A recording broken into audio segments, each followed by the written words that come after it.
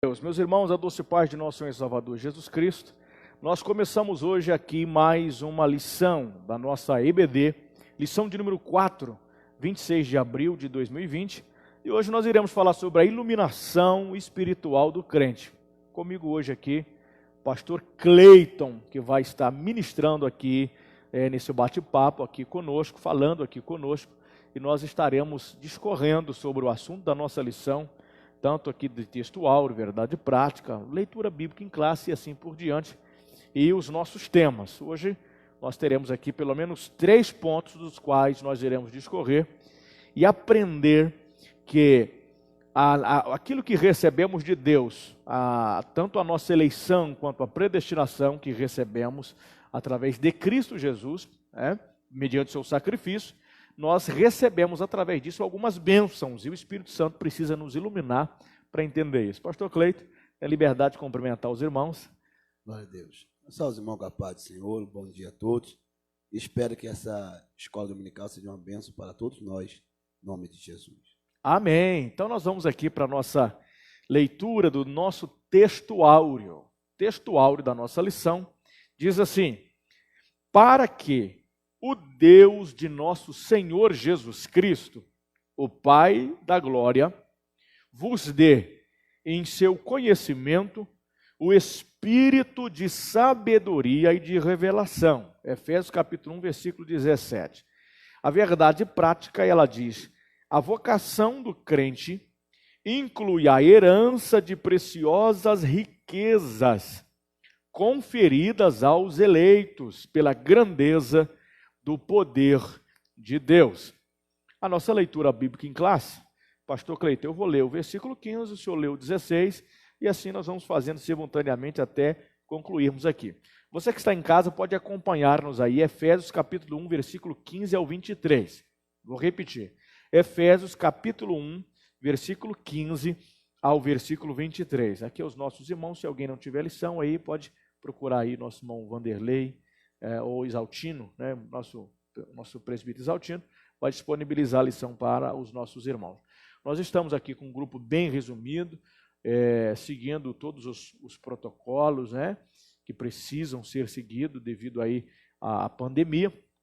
Todos precisam estar de máscara, eu só tirei a minha máscara aqui para poder estar falando ao microfone, mas eu quero agradecer a Deus pela vida de você que também nos acompanha aí na sua casa. Leitura bíblica em classe, Efésios capítulo 1, do 15 ao 23. O versículo 15 diz assim: pelo que, ouvindo eu também a fé que entre vós há no Senhor Jesus e o vosso amor para com todos os santos, não cesso de dar graças a Deus por vós, lembrando-me de vós nas minhas orações.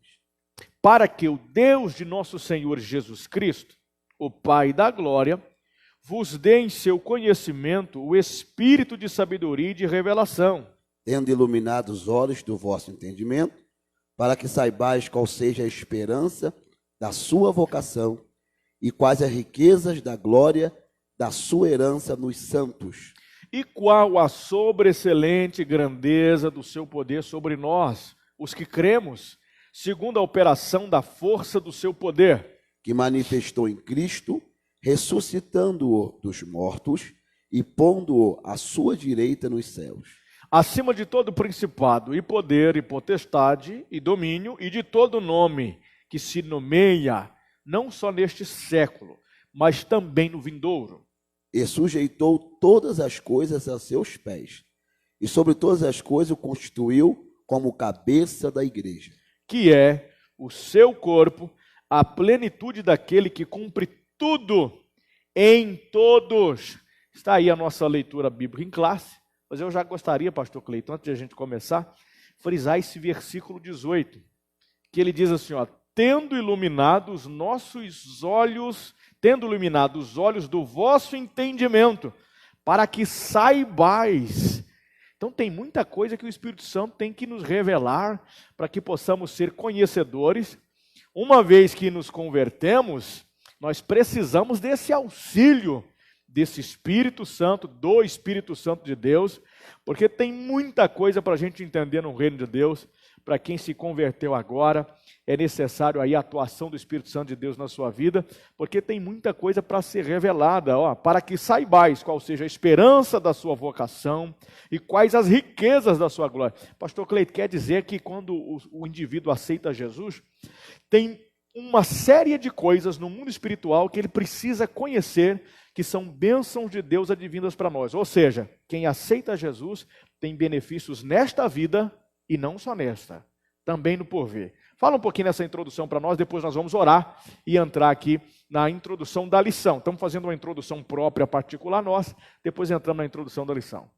O interessante, eu comparo essa situação aqui como alguém que está fora de uma casa, do lado da rua, ele tem uma visão exterior. E quando ele é levado pelo dono da casa para dentro de casa, ele tem uma visão interior e ele descobre coisas que de fora ele não poderia conhecer que tem dentro da casa. Assim é o crente, a pessoa que aceita Jesus, quando ele está do lado de fora, ele não tem a noção das riquezas que há dentro do Evangelho. Por isso que a Bíblia diz que o Evangelho de Cristo, ele tem as riquezas insondáveis, ou seja, quando alguém adentra para essa beleza, para essa glória que é o Evangelho, ele é revelado coisas gloriosas que externamente ele não poderia usufruir dentro desse contexto. Então, por esse texto, pastor Cleito, eu posso dizer que vale a pena o indivíduo se entregar a Cristo, porque o que tem para ser revelado dentro desta obra não se compara ao que está lá fora. Maravilha. Queridos, vamos fazer aqui uma oração. Logo após, nós vamos entrar na nossa introdução da nossa lição. Você que tem sua lição aí, nós vamos fazer aqui uma breve leitura. Não temos o costume, o hábito de ler toda a leitura da nossa lição, mas vamos sempre comentando aqui alguns pontos. Feche os seus olhos e ore comigo nesse momento. Senhor Deus e Pai, obrigado por essa oportunidade. Eu quero te agradecer por esta manhã, por estarmos aqui na tua presença. Obrigado pela vida, Senhor Deus, do pequeno grupo que hoje se reúne conosco para poder aprender sua palavra. Pela vida do pastor Cleiton, quero louvar ao Senhor Deus pela vida dele, pela instrumentalidade. Que o Senhor venha abençoar todas as escolas bíblicas dominicais que estão sendo realizadas nesta manhã. O momento que tiramos para aprender a tua palavra. Nosso irmão que está no lar, em seu lar, que possa Deus também aprender juntamente conosco bases que são importantes para o nosso viver. Nós te agradecemos, pedimos a tua bênção e a tua iluminação para a nossa EBD de hoje, em nome de Jesus. Amém. Então vamos voltar aqui. Nossa introdução vai dizer, no início aí já assim, ainda no primeiro capítulo, o apóstolo Paulo inicia uma longa sentença assim dividida: ações de graças, oração intercessora, confissão de louvor e exaltação. Nessa sentença, somos exortados a louvar ao Senhor pela nossa eleição. E aqui ele vai falar um pouquinho daquilo que estávamos nos referindo. Buscar a iluminação do Espírito Santo para compreender a dimensão da nossa chamada e herança divina.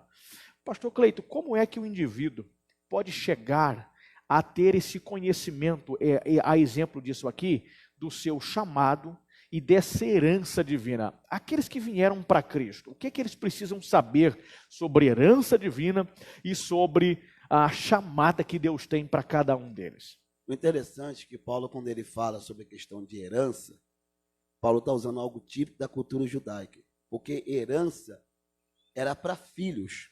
Por exemplo, o filho mais velho ele tinha dupla herança, né? Só que todos os outros filhos também tinham direito à herança, coisa que o servo, filhos, quer dizer ruiós, no grego, e servo quer dizer doulos, ou seja, quando o crente ele se torna um ruiós de Deus, a pessoa se torna um filho de Deus, o Espírito Santo, ele traz a iluminação. Interessante essa palavra iluminação, pastor Daniel, é que durante a história secular, teve um período chamado iluminismo. Ou seja, esse período de iluminismo é quando os estudiosos daquela época buscaram a trazer à luz os conhecimentos da Grécia Antiga, do grego clássico, que estava escurecido pelo conhecimento contemporâneo do mundo pós-medieval. Então, a pessoa do Espírito Santo, ele revela ao crente aquilo que nos era oculto quando não éramos filhos. Porque a palavra revelar é tirar o véu e nos mostra quais são as heranças que nós temos mediante a nossa filiação a Deus. Ou seja, qual é a vocação que Deus tem para nós depois da nossa eleição como crentes salvos. Ou seja, Ele nos escolhe, nos incumbe de um propósito, dentro daquilo que Ele nos convocou para a nossa caminhada dentro da sua obra e seu propósito. Glória a Deus. Então quer dizer que, além das nossas obrigações como cristão, temos que lembrar que existem benefícios dessa filiação. Tem muita gente que acha que ser cristão, pastor Cleito, é só obedecer a palavra, obedecer regras, mas quer dizer que nós temos direitos e deveres, né? Nós temos os deveres, mas através desses deveres nós temos os direitos que vêm incumbido, através dos deveres que cada um deve praticar. Então vale a pena ser um cristão, pagar o preço, porque o senhor explicou muito bem aí sobre a vocação, estamos inseridos agora como filhos, e o filho passa a ter direito da herança que antes ele não tinha. Então vale a pena deixar de seguir as práticas do mundo e aceitar Cristo como Salvador. Vale a pena, isso é lucrativo. Pena que às vezes o ímpio não entende isso, né? Fala um pouquinho para nós aí, para aquele que ainda talvez está nos assistindo agora, que ainda não teve um encontro com Jesus, a importância dele abandonar o pecado, porque o que está esperando ele, o que espera ele aqui, não se compara às práticas pecaminosas do prazer passageiro. Paulo disse assim, que as coisas que olho não viu, ouvido não ouviu, e nem chegou ao coração do homem, é o que Deus tem preparado. Ou seja, o Evangelho traz a mensagem da salvação. E essa salvação, ela já é desfrutada aqui na terra. E quais são os privilégios dessa salvação? Desfrutada a partir daqui. Primeiro, a presença e a herança desfrutada pelos salvos já na terra. Ou seja, a cura, a presença de Deus como seu guarda fiel, a paz que excede a todo entendimento, a alegria vindoura já desfrutado aqui na terra, como a introdução da alegria eterna que nós vamos desfrutarmos na eternidade. São esses e vários outros privilégios que somente o salvo em Cristo pode desfrutar. É o que Paulo falou, essa paz que excede a todo entendimento. Paz não é ausência de guerra. Paz é estar em guerra, mas saber em quem podemos descansar. Glória a Deus. Amém. Fiquei aqui maravilhado com uma coisa que o senhor disse, é que nós já antegozamos de coisas que estão preparadas no futuro. Se aqui, naquele momento que nós sentimos o gozo, aqui na terra, imagina quando chegar no céu. Então, Deus nos dá esse privilégio de desfrutar já, como se fosse assim, uma pequena porcentagem, um aperitivo, muito bem colocado. Deus já nos dá aqui um aperitivo daquilo que nós não temos sequer ideia. Mas se aqui, naquele momento de felicidade, a gente acha que bom servir a Deus, imagina quando chegar então no céu. Interessante que Paulo falou bem assim, ó, a palavra da cruz, há quem acha assim, não, eu não estou salvo ainda. Calma, estamos sim. A palavra da cruz é loucura para os que perecem. Agora, olha o verbo presente. Mas para nós que somos salvos, é o poder de Deus. Enquanto eu estou aqui, debaixo dessa herança, eu estou salvo. E a eternidade será a confirmação daquilo que eu recebi no dia em que aceitei Jesus. Glória a Deus, maravilha. Então já aqui fizemos uma bela introdução, já dá para ter aqui uma noção do que a nossa lição vai trazer para nós. Nós estamos aprendendo aqui, para você que está chegando agora, que servir a Deus inclui seus deveres, mas nós temos também os benefícios, já recebemos aqui, o pastor Clito já falou aqui para nós, já recebemos aqui, já usufruímos aqui de benefícios que são aperitivos, posso dizer assim, como ele bem colocou, daquilo que nos espera na eternidade. nós vamos aqui para o nosso primeiro ponto, a esperança da vocação e as riquezas da sua glória. E agradecer aqui também, pastor Cleito, mais uma vez ao senhor. Pastor Cleito é um pastor itinerante, pregador da palavra do Senhor Deus, sempre tem nos auxiliado aqui ministrando a palavra. Eu quero louvar a Deus pela instrumentalidade. Pastor Cleito é um grande pregador da palavra do Senhor nosso Deus, e muito, eu posso dizer que espetacular quando fala-se nos textos do Antigo Testamento. Ele tem um conhecimento amplo aí na história do Antigo Testamento, do Novo Testamento, e nós queremos louvar a Deus, que Deus continue abençoando o pastor Cleito. Eu estou dizendo isso aqui porque ele tem um grau com Deus, de intimidade com Deus, mas é um servo do Senhor muito humilde, e nós o admiramos por essa humildade. Deus abençoe. Vamos lá. O apóstolo ensina que os salvos precisam ser iluminados para compreenderem as riquezas da vocação e as riquezas da glória da herança. Isso aqui o senhor falou, que o mistério é como se fosse o véu que é tirado. Tira-se o véu para desvendar, para revelar esses mistérios. Então nós precisamos dessa iluminação. Mas aí Paulo vai começar aí no capítulo 1 falando um pouquinho sobre ações de graças e intercessão. E por todas as bênçãos espirituais recebidas, nós precisamos aí sempre demonstrar a Deus ações de graças e intercessão. Aí ele vai citar algumas, como a eleição e a predestinação, e a filiação e o dom do Espírito. Nós já comentamos na lição passada, mas fala um pouquinho para nós aí sobre essas bênçãos recebidas, que foi a eleição, a predestinação e a filiação e esse dom do Espírito Santo. Todos nós recebemos isso. O interessante para nós entendermos, porque Paulo fala isso para a igreja de Éfeso, a cidade de Éfeso ficava na atual Turquia hoje, na Ásia Menor. E Paulo, quando entrou naquela cidade, está registrado em Atos 19, Paulo começou então a trazer esse evangelho a essa cidade de maioria pagã. E Paulo, como é o doutor dos gentios, ele agora estava apresentando esse evangelho para um povo em que jamais ouvira falar da filiação de um Deus eterno, que era até então conhecido como o Pai dos judeus. E Paulo está dizendo, não, esse Deus, ele não ama uma nação específica. Esse Deus ama toda a humanidade porque é a criatura dele. E vocês já são eleitos segundo o beneplácito que propuseram esse mesmo. A palavra beneplácito é vontade.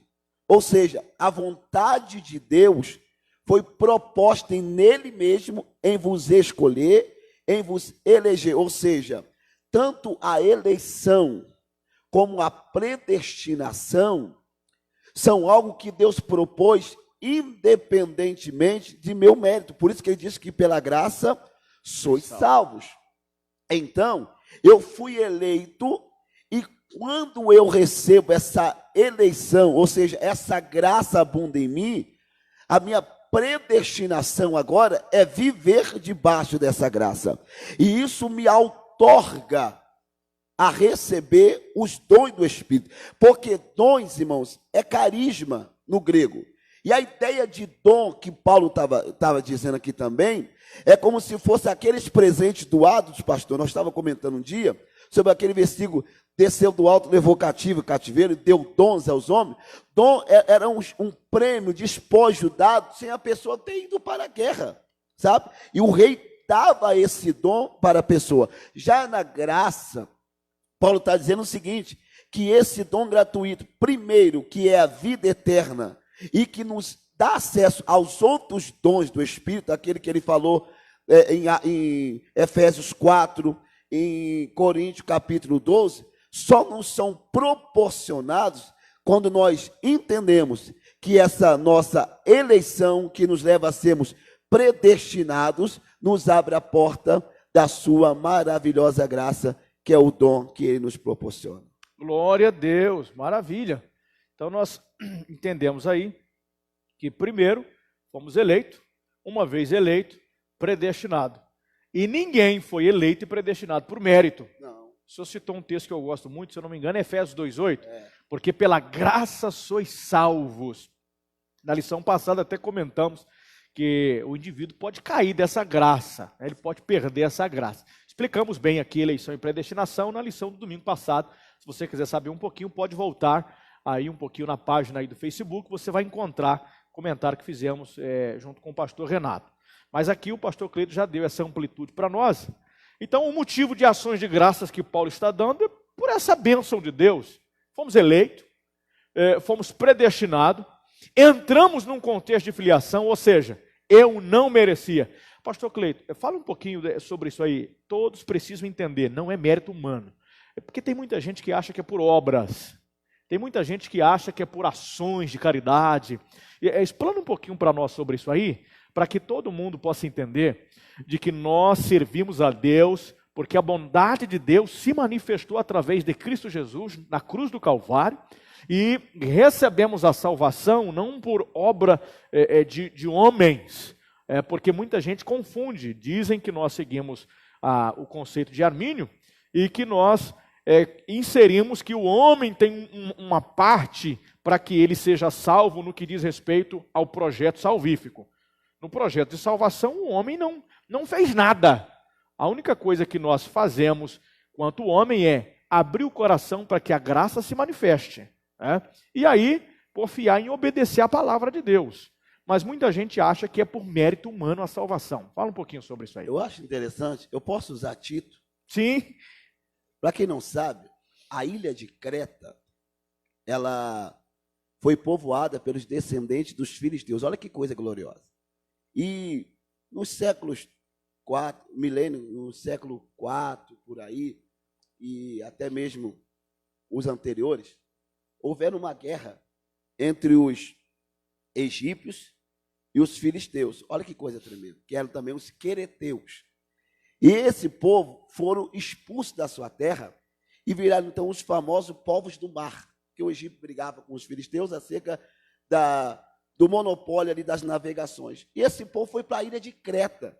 E agora no Novo Testamento, nós vemos Paulo dizendo assim para Tito, avisa ao pessoal de Creta, descendendo dos filisteus, olha que coisa, que graça maravilhosa, que a graça de Deus se há manifestado, trazendo salvação a todos os homens, até os filisteus. Glória a Deus. Lá em Creta, receberam essa salvação, e essa salvação não depende de mim.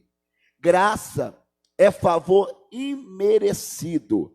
O que eu tenho que fazer é abrir o coração, deixar meu coração ser compungido pelo que o Espírito Santo me convence do meu pecado, e ele me convence da justiça e do juízo se eu negligenciar essa tão grande salvação. Claro que depois que eu recebo essa graça, como eu trabalho a minha salvação?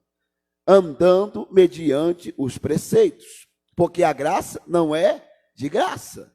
Eu recebo a graça de graça, mas para me manter debaixo dessa graça, há um preço. Qual o preço? Sede santos, andai no caminho do Senhor, sem te desviar da direita e para a esquerda. Por quê? Porque eu, como salvo, eu permaneço nessa condição.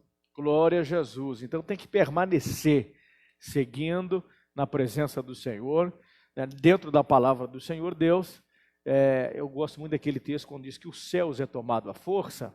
Diz respeito que uma vez que o Senhor Deus morreu na cruz por nós, Ele nos deu esse direito, e uma vez que eu abro o coração para que a graça se manifeste em mim, é só eu manter, né, a minha comunhão com Deus passo a passo. Isso é muito interessante, obrigado aí por essa explicação. E o senhor citou essa questão aí dos filisteus. É interessante dizer que o que os filisteus fizeram ao longo da vida, nos tempos dos israelitas, naquela ocasião não eram nem judeus, né? Eram os israelitas, na verdade eles foram um percalço na nação de Israel durante muito tempo, e vamos perceber que lá na frente é revelado através de Paulo que até eles, né, que foram um calo, uma pedra no sapato de Israel, até eles recebem, têm o direito a isso aí. Eu quero deixar algo frisado aqui, pastor, acerca de um versículo, o pessoal tem muita dúvida quanto a ele e acha que ele é uma base para a predestinação. Muitos são chamados, mas pouco escolhidos. Esse muitos aqui é um jeito semita de dizer todos.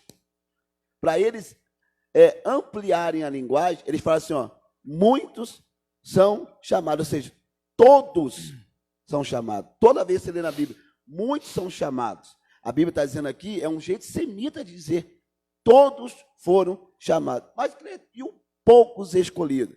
Aí que eu decido, eu abro meu coração para ser esse escolhido, ou eu resisto a essa maravilhosa graça? A questão que nós podemos encaixar aí seria do sacrifício lá quando eles fizeram no Egito, né? Mataram o cordeiro, sangue na bacia. O sangue na bacia só não era a solução. Cada um tinha que pegar o isopo, cada um tinha que passar no umbral da porta. O pastor Reinaldo ele sempre dizia o seguinte, sangue derramado por todos, agora cabe a cada um de nós aplicar. Então a aplicação nós precisamos permitir com que ela seja feita. Glória a Deus. Vamos lá. O segundo ponto, a esperança da vocação. Inclusive nós vamos falar um pouquinho sobre esperança. Estamos aí vivendo momentos desesperançosos. Coronavírus, Covid-19, tivemos um óbito na nossa cidade. Muita gente alarmada em Santa Maria de Jetibá. Vamos falar um pouquinho sobre essa esperança da vocação, daquilo que Deus tem para nós, né, que nós precisamos entender e saber que o Senhor Deus está no controle de todas as coisas. Só aqui na introduçãozinha desse segundo ponto, diz assim, ó, em sua petição a Deus, Paulo intercede para que o Espírito Santo ilumine os crentes a fim de saberem qual seja a esperança da sua vocação. Afinal de contas, que esperança de vocação é essa? Interessante. Irmãos, o capítulo 4 de Efésios, Paulo ele instalou nessa cidade uma escola. Para quem não sabe, a cidade de Efésios foi chamada a segunda capital do Pentecoste, a capital do Evangelho na Ásia. E Paulo ali ele estruturou uma igreja e agora ele escreve, estando ele na prisão em Roma, essa carta, para trazer para os crentes, isso mesmo, essa palavra de esperança acerca da sua vocação, de um tempo tão turbulento que eles viviam lá. Não era um tempo de pandemia, como estamos vivendo aqui hoje, mas era um tempo de perseguição atroz, culto ao imperador, e eles estavam, então, desesperançosos sobre para que Deus me chamou? Qual vocação eu tenho? Qual é a finalidade da minha eleição? Aí Paulo traz essa palavra de esperança, e o interessante é que Paulo fala em 3 tempos aqui. Quer ver? No A, ele diz assim, ó, Deus nos chamou no passado. Ou seja, ele já me escolheu antes mesmo de eu saber disso ou conhecer, na sua presciência, Deus me escolheu. Aí, quando eu o conheço pessoalmente e abro meu coração, é confirmado essa chamada. Aí, essa chamada, ela vai dar frutos, que é o que ele fala aqui na parte B. Essa chamada vai abranger serviços, ou seja, o querigma, o diaconato, ou seja, eu vou prestar serviço porque eu fui vocacionado também para um trabalho. Eu passo a ser agora um diaconato, ou seja, aquele que trabalha em prol do reino. Eu exerço a minha vocação. E a terceira coisa é a esperança futura, que essa chamada agora abrange o serviço, santificação no presente, e isso também vem a ser a participação gloriosa no futuro, ou seja, eu terei uma recompensa, lauréis, galardão. Lauréis é aquela coroa que se ganhava na época dos Jogos Olímpicos. Eu ganharei isso devido ao quê? Ao meu serviço, mediante a minha vocação. Quando eu entendo que eu sou convocado por Deus, eu trabalho, faço meu serviço como cristão, e isso me garante um galardão no porvir.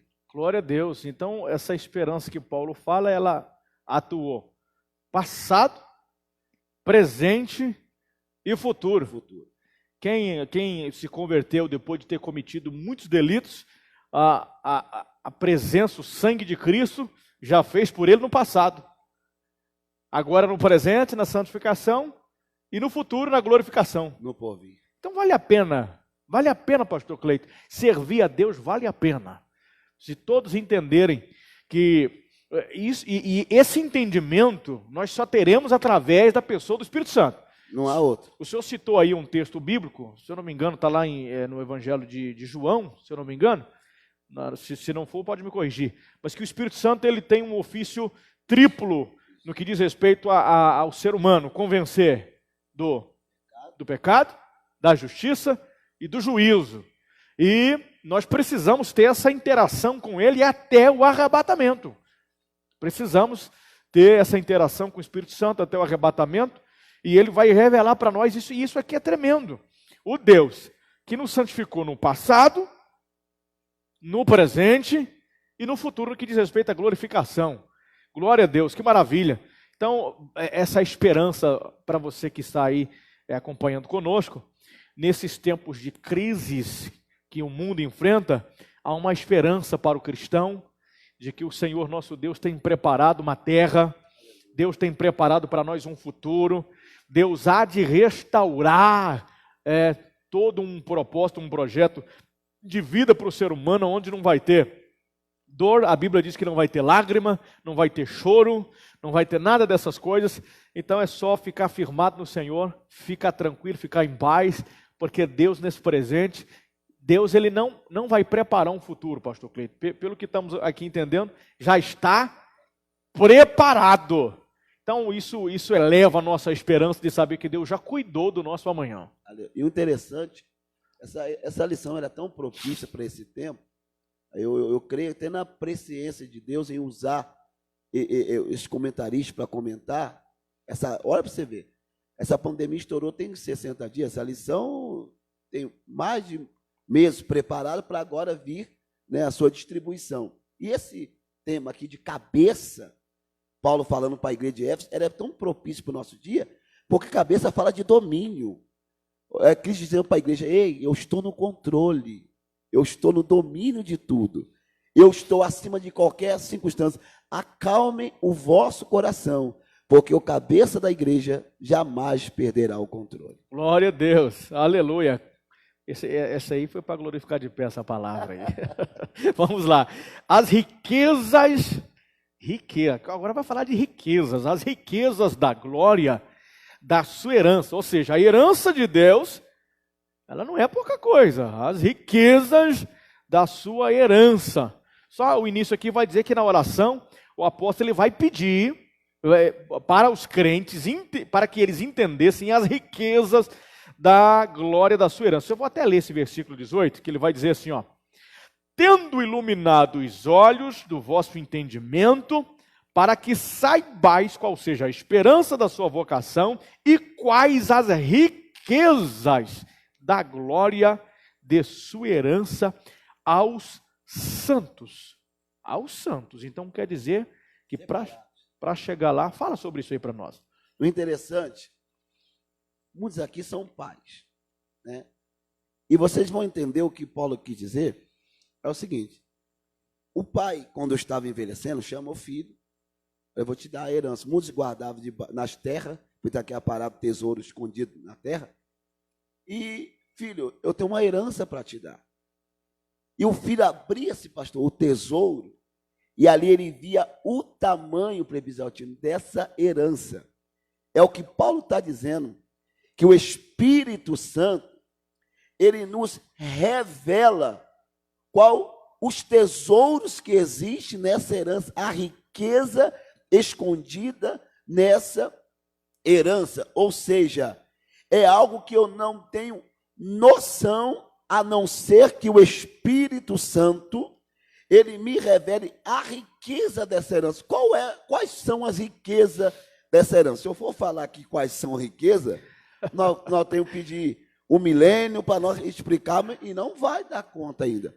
Só que o que Paulo está querendo dizer aqui, em rápidas palavras, para que a igreja de Éfeso entenda, é o seguinte: que o Espírito de Deus, ele revela para a igreja a glória revelada através da herança que Deus nos dá pelo sacrifício de Cristo e a nossa entrada no reino de Deus ainda aqui na terra. Ou seja, essa herança traz N benefícios que só os salvos que deixam o Espírito Santo tirar o véu para nos revelar essa herança, podem desfrutar. Glória a Deus. Eu quero até citar aqui o texto que o comentarista colocou no final desse terceiro ponto, para quem tem sua lição, que é Mateus 25:34, pastor Cleiton.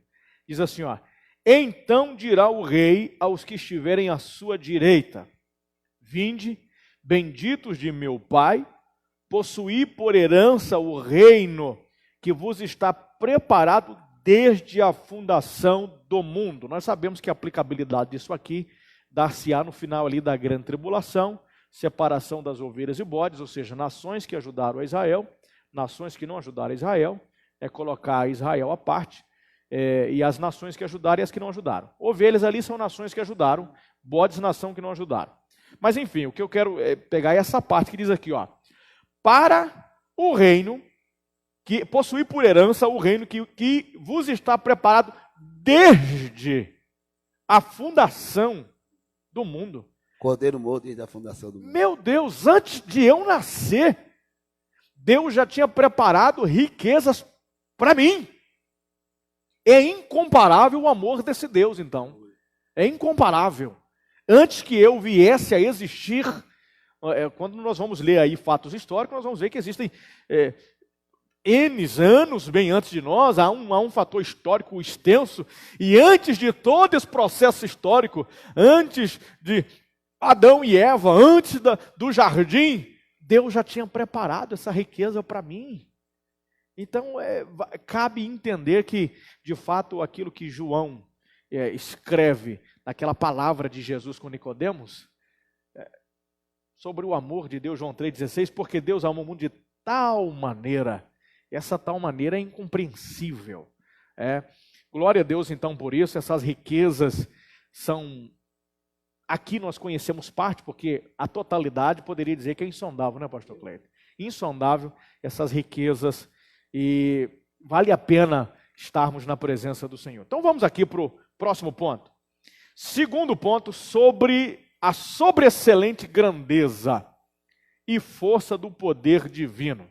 O iniciozinho vai dizer que o poder divino é imensurável, sem mensura, e nada pode detê-lo. Em sua carta, Paulo se esmera no esforço de traduzir a grandiosidade e a eficácia desse poder que opera em favor dos crentes. O que Paulo está tentando fazer aqui, então, é que, porque naquela época o conceito de intelectualidade da Grécia imperava, poderio de Império Romano, mas intelectualidade, uma coisa que foi herdada da Grécia. Paulo quer fazer com que eles entendam que todo aquele sistema existente, mesmo no Império Grego, e mesmo agora com a posição que Roma atua, tudo que eles já haviam visto, nada daquilo, nada disso, era comparado à sobreexcelente grandeza e força do poder de Deus. Como é que Paulo tenta passar isso para eles? Isso é tremendo, porque Paulo está vivendo dentro de um contexto do maior império já existente do mundo antigo. E quando Paulo fala em Efésios 6, pastor, acima de todo principado, né, que é sobre a armadura, Paulo está falando ali de divisões que existiam dentro da organização romana, principados, né, potestades.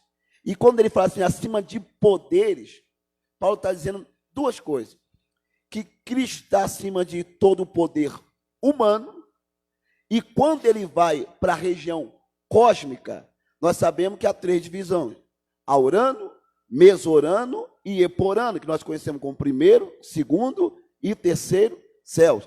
Paulo está dizendo o seguinte, que Cristo, ele está acima de todo o poder, até que age no mundo espiritual. Ou seja, o poder de Deus excede ao poder do homem, ao poder das trevas. Por isso fala sobreexcelente poder, ou seja, sobre qualquer poder que existe no mundo físico e no espiritual. Então, para Deus não existe inimigo. Não.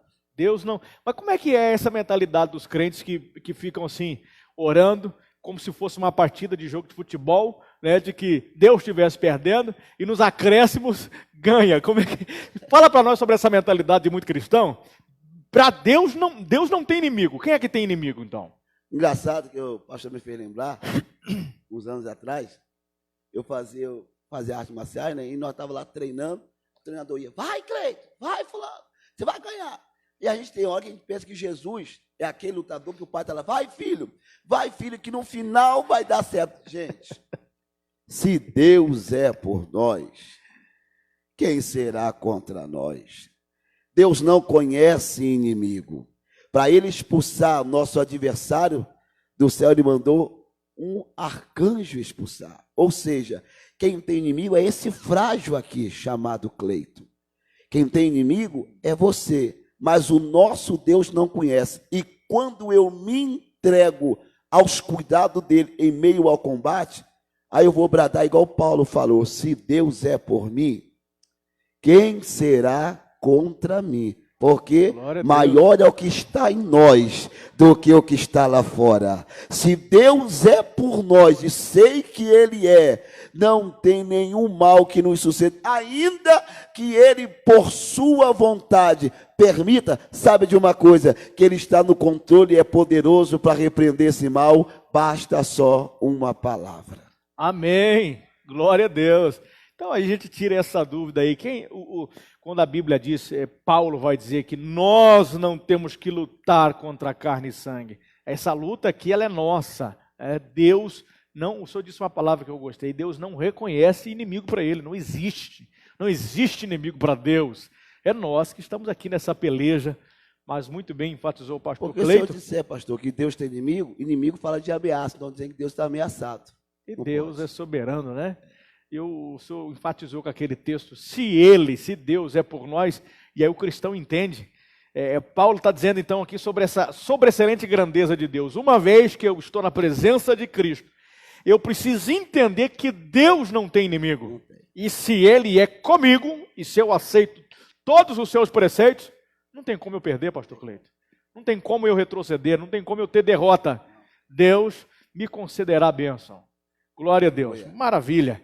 E aí, o primeiro ponto, a sobreexcelente grandeza do seu poder, foi o que nós comentamos, ele diz aqui, o apóstolo orou para que os salmos pudessem entender.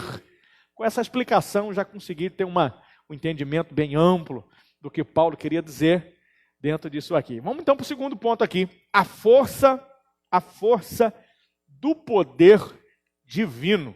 Na sentença, segundo a operação da força do seu poder. A gente já está falando um pouquinho sobre isso aqui, Efésios 1:9, o apóstolo Paulo ele vai usar aí 3 vocábulos gregos concernentes entre si. Ele vai usar primeiro a palavra operação, depois ele vai usar a expressão força, e depois ele vai usar a expressão inerente à natureza divina, que opera em favor daqueles que creem. Né? Fala para nós sobre isso aí, que vai entrar no contexto também da elevação acima de todo domínio, sobre essa força do poder divino. A primeira coisa que o Paulo vai enfatizar aqui é a palavra operação, energia, aquilo que está em ativo, ou seja, a força de Deus agindo em meu favor. A força de Deus agindo em favor do crente. É aquilo que Paulo experimentou quando ele estava dentro da prisão de Filipos. A Bíblia diz que ele estava lá preso, junto com Silas, e à meia-noite, quase meia-noite, ele começa a louvar a Deus. Então, o que entra em ação ali? A energia de Deus, a força ativa de Deus em favor dos 2 servos de Deus. Porque sacode-se a prisão, há aquele terremoto. E para que foi aquele terremoto?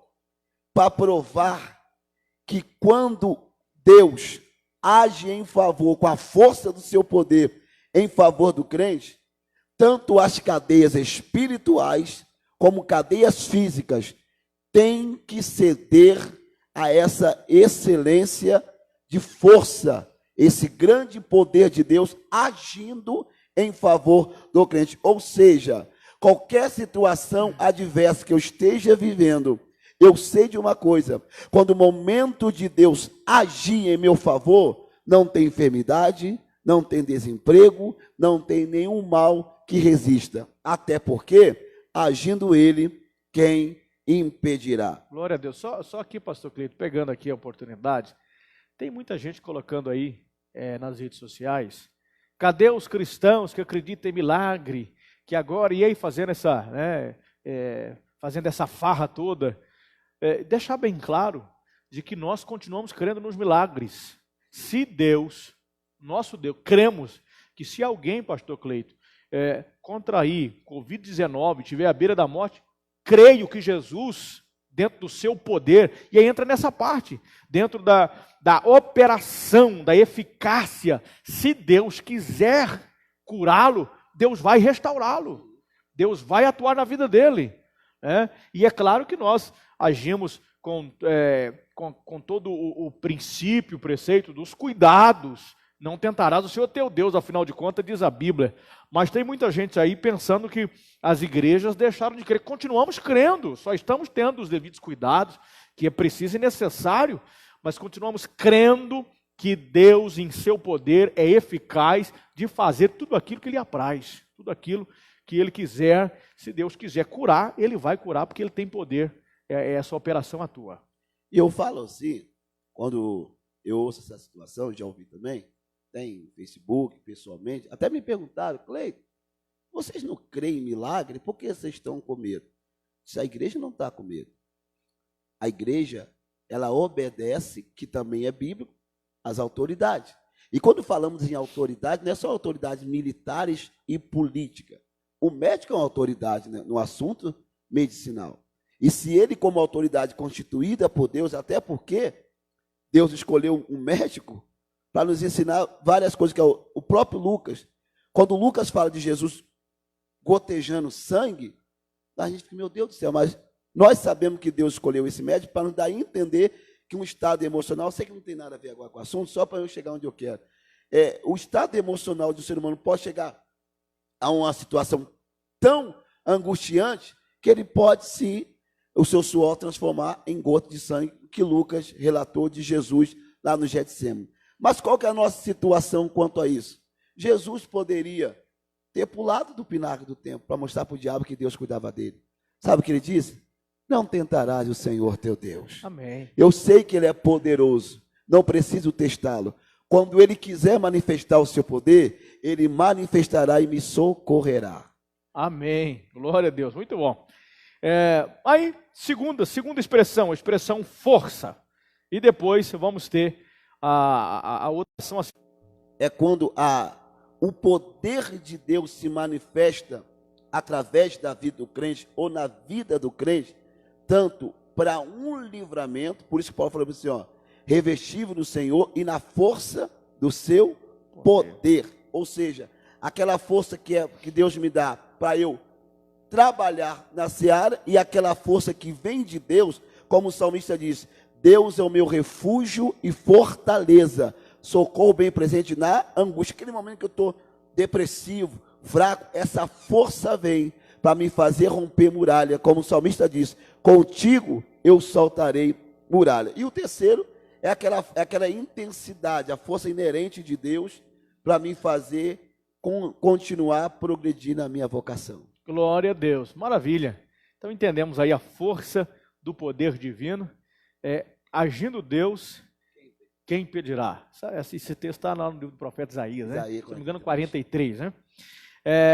Cristo elevado à direita de Deus vai ser um dos pontos aqui. Nós vamos falar Cristo, as primícias, Cristo elevado à direita de Deus e Cristo exaltado sobremaneira, caminhando já para o encerramento. Então o terceiro ponto vai dizer sobre Cristo, nosso exemplo de exaltação. Tem muita gente, pastor Cleito, que critica a igreja porque o exemplo maior dele, às vezes, é um pastor que errou, é um membro que errou, e eu já ouvi, o senhor deve ter ouvido muito isso. Não vou para a igreja porque lá o fulano faz isso. Então vamos deixar claro aqui que o nosso exemplo supremo, superior, máximo, é Cristo. Ou seja, se o homem falhar, Cristo não falha. Se o homem errar, Cristo não erra. Então nosso exemplo maior é Cristo. No início aqui, o comentarista que foi o pastor Douglas, inclusive ele esteve aqui, pastor Douglas, que fez o comentário dessa lição, trouxe para nós aqui há 2 anos atrás, uma palavra muito maravilhosa. Ele vai dizer assim, ó, nesse ponto veremos 3 aspectos da exaltação de Cristo que atestam a grandiosidade do poder de Deus disponível também aos crentes. Porque até agora, nós estamos falando aqui que Deus tem um poder, que Cristo atua, que Ele faz, Ele opera. Mas o comentarista vai entrar num assunto que agora, pastor Cleito, a grandiosidade desse poder também é conferida e disponível para o cristão. E aí agora cabe pensar, mas peraí, semideus, o ser humano, como é que é isso aqui? Então vamos entender isso aqui. Claro que não somos semideuses, mas o que é que Paulo quer dizer com isso aqui? E aí ele vai começar no primeiro assunto. Cristo é a primícia dos que dormem. O que tem a ver a primícia dos que dormem com Deus dispôs ao crente também, aí, posso dizer assim, essas dádivas, essa manifestação de poder. O que é que tem a ver isso? Irmãos, quando Paulo está dizendo que Cristo é a primícia dos que dormem, Paulo está fazendo alusão na época das colheitas, das primícias. Primícia é primeiro. Então, Cristo foi o primeiro a desfrutar da ressurreição. Dormir é um eufemismo para a morte na Bíblia, né? E fulano dormiu com seus pais. Dormir aqui é um eufemismo, é morte. Então, Cristo, ele foi o primeiro a ter a ressurreição eterna. Entendeu? Ah, mas Lázaro não foi ressuscitado. Lázaro foi ressuscitado, mas voltou à vida terrena. Depois morreu de novo. Depois morreu de novo. Vou ter o privilégio de ressuscitar 2 vezes, vai ter, né? Tudo bem. Mas ele, o filho da viúva de Naim e outros. Só que aqui havia uma esperança. Eu posso dar um exemplo, pastor? Sim. Assim, talvez você vai tomar susto. Mateus, capítulo 16, que é a velha passagem, que Jesus diz assim, ó, e as portas do inferno não prevalecerão contra a minha igreja. Quando Jesus falou isso, ele estava em Cesareia de Filipe. E nessa Cesareia, Filipe é um dos filhos de Herodes, havia 2 Cesareias, a marítima e a Cesareia de Filipe, que ficava mais para o lado da Judéia, por ali. E então, nessa cidade havia uma caverna, pastor. Havia uma caverna, e dentro dessa caverna havia vários altares, porque o culto ao imperador era muito praticado, porque os Herodes, vamos dizer assim, eram muito amiguinhos, para não dizer assim, que eles eram, na verdade, partidários dos imperadores romanos. É tanto que eles davam o nome de cidades na Palestina em homenagem aos romanos, para manter-se no poder. É uma politicagem.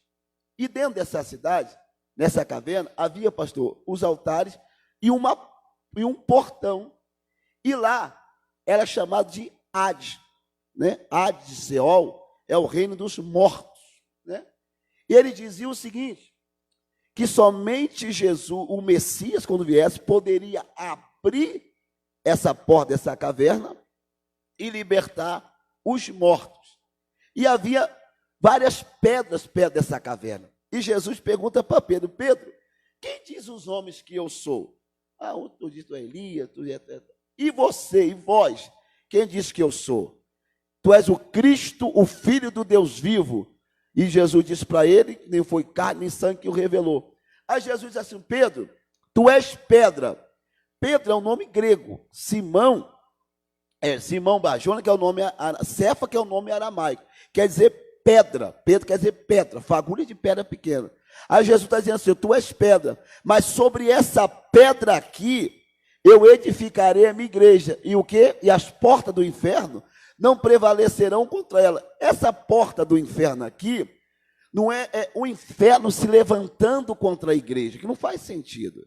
Nenhum. Não, essa porta do inferno aqui é o seguinte, a promessa de ressurreição. Ou seja, a igreja não teria mais medo, quem fosse fazer parte da igreja não teria medo da morte, teria a esperança de ressurreição. Ou seja, a porta do Sheol, o medo da morte, não prevaleceriam contra a igreja. Ou seja, se eu morrer aqui, eu tenho esperança de um dia ressuscitar. Aleluia. E o medo da morte não prevalece mais sobre mim, porque Cristo é a primícia dos que dormem. Amém.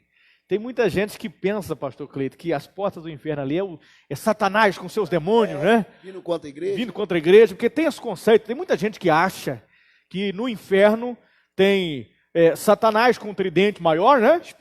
Espetando o outro. E, na verdade, isso é um pensamento mitológico. Um pensamento mitológico. Que inferno, eu não tinha conhecimento dessa parte que o senhor trouxe aí agora, vivendo e aprendendo, né? Mas foi muito tremendo, trouxe aqui uma amplitude daquilo que eu sempre digo, portas do inferno, e muita gente acha que é os demônios lutando contra a igreja. Trouxe para nós aqui um conhecimento amplo. Não ter medo da morte, ou seja, vai ser dado ao crente um poder de ressurreição. Porque isso é algo poderoso, o camarada morreu, mas e aqui, pastor Cleito, e aquele camarada? Aquele camarada que estava ajudando no incêndio e de repente ele morreu queimado, virou cinza. Como é que vai ser essa ressurreição? Ou outro exemplo, na Ponte Niterói, quando ela foi construída, me esqueci agora quem era o governador na época, estava com ele aqui na memória e esqueci. Na época que eles construíram a ponte lá do Niterói, muitos morreram, caíram lá dentro do rio, não acharam, morreram. Aí veio o peixe, comeu. Depois veio um peixe maior, comeu aquele outro peixe, depois um tubarão e desfez. Mas como vai atuar isso? Como vai ser? Explica aí para o pessoal. Apocalipse 20 diz assim, ó, e o mar dará aos mortos que neles estão, e a morte e o inferno vai ter que devolver os mortos. Gente, isso é manifestação do sobrenatural de Deus. Por quê? Vamos supor uma pessoa que morreu há 30 anos atrás, já não existe mais nada. Mas como então que essa pessoa vai ressuscitar para ser julgado na sua carne? Porque é a carne que vai ser julgada, porque na verdade eu pratiquei os pecados, quem praticou no seu corpo físico. A manifestação do poder de Deus vai ser tão grande que aonde estiver, pastor, aonde estiver, Deus, pelo seu poder, vai trazer essa pessoa. Aí entra aquela parte assim, ó, Deuteronômio 29. Como, Cleito? Não sei, só sei de uma coisa. Deus vai fazer acontecer para que essa pessoa seja julgada conforme as suas obras. Ou seja, vai ter a morte, vai ter que devolver. A terra vai ter que devolver. Aonde estiver, vai ter que devolver pela palavra, pela ordem dada por Deus, para que essa pessoa seja julgada. Então não importa se foi cremado, não importa se morreu na explosão, queimado, vai ter que devolver para que, rapaz, pastor Lembra-se Cleito, um pouco de Ezequiel 37, né? O vale dos ossos secos, né? Pastor Cleito, esse primeiro ponto sobre as primícias dos que dormem, Cristo foi o exemplo, mostrando que nós também receberemos esse poder que atuou na ressurreição de Cristo, vai atuar na ressurreição do salvo e também do ímpio. Sim. E também do ímpio, dos salvos que vão estar com Cristo e do ímpio que vai passar pelo julgamento. Isso aqui é tremendo. Isso aqui é tremendo. Então, essa ressurreição está disponível aos salvos, ressurreição para a glória, a primeira ressurreição está disponível para nós.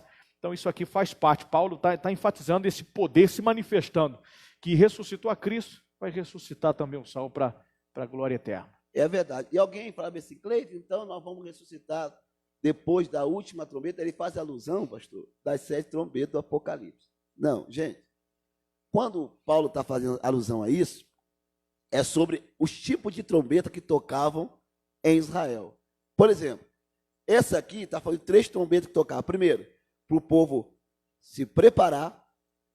Segundo, para arrumar as coisas. E o terceiro, para partir. Quando Paulo está dizendo assim, ó, a última trombeta soará, é a trombeta da partida. Tem nada a ver com os 7 trombetas do Apocalipse, da partida. A igreja já está preparada, a igreja já está em alerta. Quando essa trombeta tocar para os mortos ressuscitarem primeiro, e nós que estivemos vivos ouvirmos essa trombeta, não é mais para se preparar. Sabe para quê? Partir para a nossa eterna morada. Glória a Deus, maravilha. Então não vai dar tempo, né? Arrumou, se arrumou. Arrumou. Se esteve pronto, maravilha. Glória a Deus. Vamos aqui então para o segundo, que diz: Cristo elevado à direita de Deus, ele é a primícia dos que dormem, e está à direita de Deus Pai. Paulo vai reforçar aqui o poder de Deus quanto à elevação de Cristo ao trono pondo-se à direita de Deus. E o que isso tem de exemplo para o cristão? Irmão, toda vez que a gente lê na Bíblia, sentado à direita, no Oriente Antigo era comum o rei pôr um trono à sua direita. Por exemplo, a rainha de Candace, que é daquele etíope, ela é a rainha mãe, porque o filho se achava semideus, devia se envolver com as coisas do reino. Então, a mãe que reinava. A Candace era a rainha mãe dos etíopes. E Jesus, agora trazendo para a Palestina, Paulo está dizendo assim, olha, Jesus, ele é rei, ele é Deus, coexistente ao Pai. Por isso que ele tem o seu trono à direita do Pai. Quem era daquele contexto entendia, se ele tem um trono à direita, ele é igual ao rei. O que o rei pode, ele pode. E quando Jesus se assentou à direita de Deus, posto pelo Pai, os seus súditos têm todos os direitos que ele também tem. Ou seja, ele concede aos seus súditos o direito de entrar na sala do trono, o direito de reinar, porque os reinos eram formados de Roma, fazia de consulado, e já a Pérsia fazia de satrapia, ou seja, cada um governava uma parte do reino, dada a autoridade pelo rei. Assim é o crente. O crente agora que ele usufrui dessa promessa de ressurreição, e já no milênio nós seremos reis e sacerdotes, uma espécie de satrapia, na linguagem persa, e uma espécie também de centúria, que era comum no Império Romano, porque Jesus é igual ao Pai. Glória a Deus. Então vamos ter esse direito. Glória a Deus, maravilha. O cetro já está estendido para nós. O cetro já está estendido, e quando o rei estendia o cetro, pode chegar, pode conversar e pode... Maravilha, glória a Deus. Bênção de Deus, estamos aqui numa lição maravilhosa. Nós já estamos caminhando para o encerramento, vamos para o terceiro, último ponto aqui, temos que encerrar, pastor Cleito, mas o assunto está uma bênção. Aleluia. Vamos falar sobre Cristo exaltado sobremaneira. Aí nesse ponto aqui, Paulo, ele vai ensinar que o poder de Deus exaltou a Cristo. E aí nós temos um entendimento de Cristo na glória, e inclusive nós falamos aqui na lição passada, que muita gente acha que esse plano de Deus de enviar a Cristo foi um plano de que ele teve naquela hora que Adão pecou. Adão pecou, o que eu vou fazer? E tem muito pregador que faz aquela encenação, e faz aquelas falácias, aquela exegese, ele tira de fora e quer colocar dentro da Bíblia. É como se Cristo, naquele momento, dissesse, não, já que Adão pecou, eu vou. Não tem nada disso. Tem até hino, né? Tem até hino sobre isso aí. Não tem nada dessas coisas. O cordeiro já havia sido preparado, dando de Adão, antes do jardim do Éden, já estava tudo pronto, e Deus já havia preparado também essa exaltação, né, de Cristo sobremaneira. Inclusive, Paulo vai falar sobre isso, se eu não me engano, aos Filipenses, capítulo 2. O hino da Kenosis. O hino da Kenosis, né, do conhecimento ali que Paulo, ele vai dizer sobre isso aí, pelo qual Deus o exaltou soberanamente. Ele deu um nome sobre todo nome, sobre acima do principado, poder, potestade, domínio, e todo o nome que se nomeia. Fala sobre o resultado desse triunfo que traz duplo benefício para a igreja. Aleluia. Irmãos, primeiro, a morte de Jesus não pegou Deus de surpresa. É uma blasfêmia dizer isso. Ele é o cordeiro morto desde a fundação do mundo. Então não tem esse negócio, Adão pecou e agora o plano A falhou, vamos fazer o plano B. Não. Ele já tinha tudo já em sua presciência.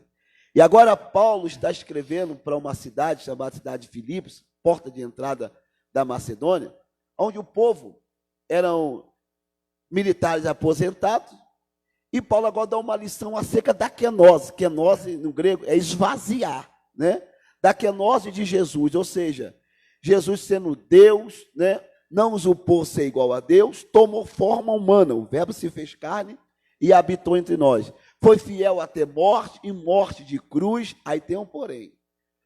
Pelo que Deus o exaltou sobremaneira, ou seja, o pessoal de Filipe era exaltado pelos governadores romanos. Só que Deus exaltou a Cristo acima de qualquer exaltação humana e imperial e até mesmo espiritual. Ou seja, Cristo, ele se tornou o maior exemplo de alguém que foi humilhado, mas também exemplo de exaltação sobremaneira, a ponto de o seu nome, Jeová é a salvação, e Jesus, Yeshua, está acima de todo nome, ou seja, nome de Herodes, nome de César, nome de qualquer cônsul daquela época e posteriormente, porque o nome de Jesus foi exaltado pelo Deus Todo-Poderoso. Então, se ele é o cabeça da igreja, acima dele, só sua coroa. Só sua coroa.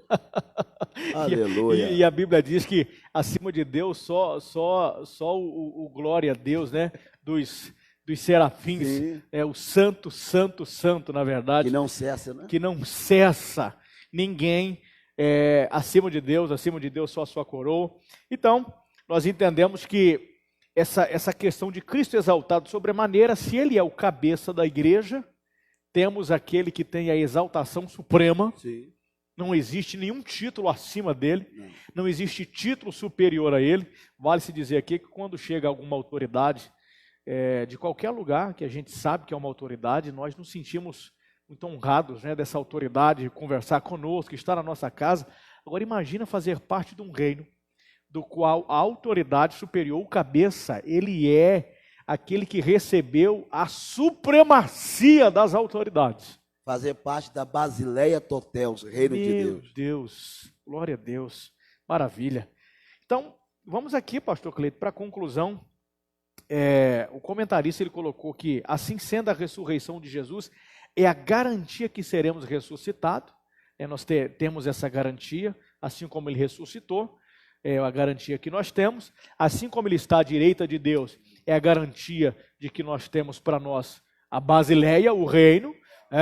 E assim como ele foi exaltado sobremaneira, é a garantia que nenhum poder está acima do Deus que nós servimos. E a conclusão diz que, embevecido com as bênçãos espirituais, Paulo mantém a adoração contínua ao eterno Deus, atitude que deve ser seguida por todos os salvos. A compreensão das dádivas da salvação demonstra o excelso valor daquilo que Deus fez por nós.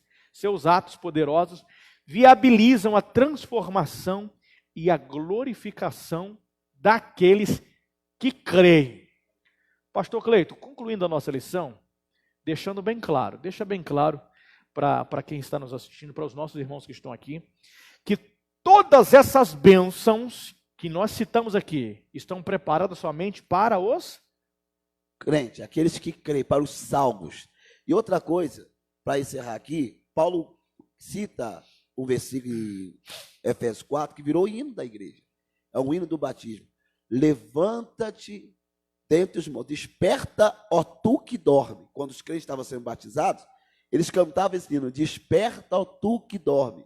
Levanta-te dentre os mortos, e Cristo te esclarecerá.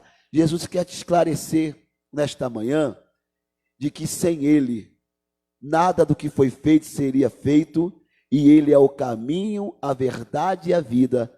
Nesse mundo tão desnorteado, você tem a direção chamada Jesus.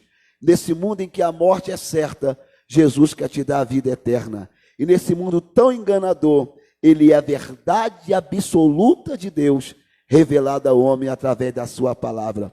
E o Espírito Santo é o farol de Deus no meio da igreja, para trazer à tona, tirar o véu daquilo que nos é oculto naturalmente, para nos revelar a sobreexcelente grandeza de Deus e a sua herança, que é prometido e concedido aos salvos, aos santos, aqueles que abraçam o Evangelho de Cristo e creem que Ele é Senhor e Salvador da humanidade e um dia voltará para buscar a tua igreja. Que Deus te abençoe. Abraça essa herança, ela é sua. Quando você se afilia, torna-se filho de Deus, ela é sua, porque a Bíblia diz: nós somos herdeiros de Deus e co-herdeiros de Cristo. Deus abençoe. Glória a Deus. Queridos, então você ouviu aí hoje o comentário da nossa lição com o pastor Cleiton. Nós queremos agradecer, pastor Cleiton, o nosso aqui, muito obrigado por esse momento desse bate-papo.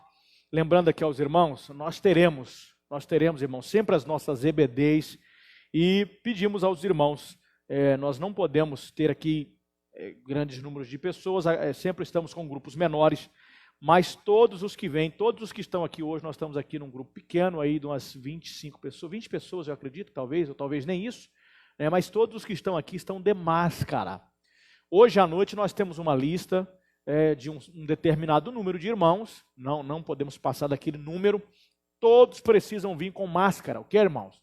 Então pega a sua máscara, se você não tem, providencia, o pastor Cleito ali já tem a dele, providencia a sua máscara, terminando aqui o trabalho, nós vamos colocar a máscara, terminou o culto, ninguém cumprimenta ninguém, a gente só acena com as mãos, estamos aí tomando as devidas precauções devido ao coronavírus, e eu acredito que isso vai passar, pastor Cleito. Houve muitos momentos de pandemia, eu estava lendo esses dias, 1918, a pandemia que houve lá no início da Primeira Guerra Mundial, matou 50 milhões de pessoas, alguns dizem que fora 100 milhões, mas eu vou ficar com um grupo de 50 milhões. Peste negra. E inclusive, não, essa no caso de 1918, a gripe espanhola, que não nasceu na Espanha, né? Sim, a peste negra foi no período já medieval das cruzes. 1300 e alguma coisa para 1400 ali.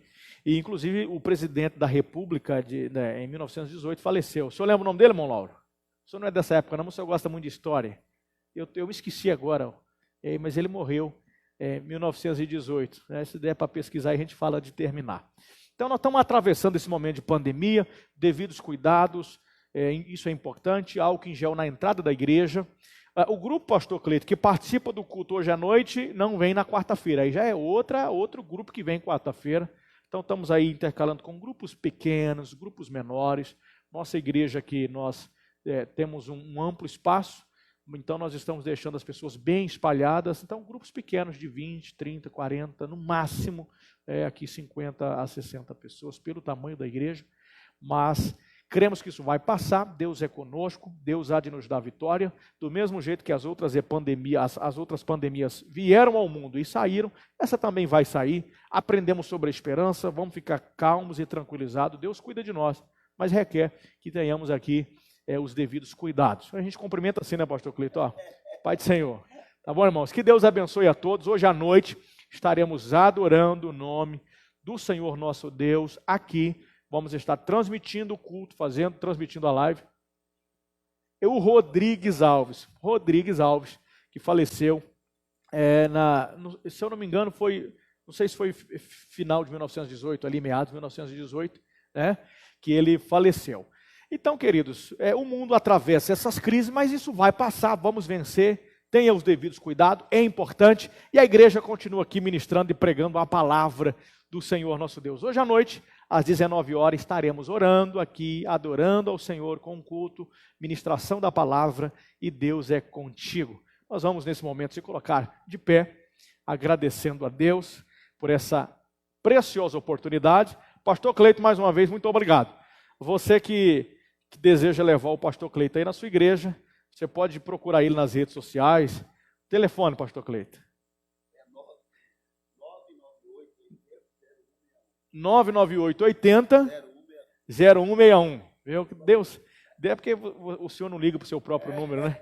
Vamos orar, agradecer ao Senhor nosso Deus por essa oportunidade. Obrigado à presença dos irmãos aqui na nossa EBD. Feche os seus olhos e ore comigo. Senhor Deus e Pai, muito obrigado. Eu quero louvar ao Senhor por esta escola bíblica dominical. Obrigado, Deus, pela iluminação que o Espírito Santo tem dado à igreja, das riquezas, da multiforme graça dispensada a nós. Eu quero louvar ao Senhor. Continue abençoando os teus filhos, continue abençoando o teu povo, leva-nos em segurança aos nossos lares, proteja a tua igreja, Senhor Deus, nesses momentos difíceis. Senhor Deus, guarde os nossos irmãos, que possamos, ó Pai, a cada dia estar confiantes, esperançosos, ó Deus, de que o Senhor é aquele que está conosco até a consumação dos séculos. Nós agradecemos por tudo, no nome de Jesus. Amém. Estenda suas duas mãos para os céus. Que a bondosa graça do nosso Senhor e Salvador Jesus Cristo, que o grandioso, eterno, excelso e sublime amor de Deus e as consolações do Espírito Santo estejam com todos que aguardam a breve volta de Jesus, e nós dizemos juntos, amém. Deus te abençoe, a doce paz, e até o nosso próximo culto, hoje à noite, às 19 horas.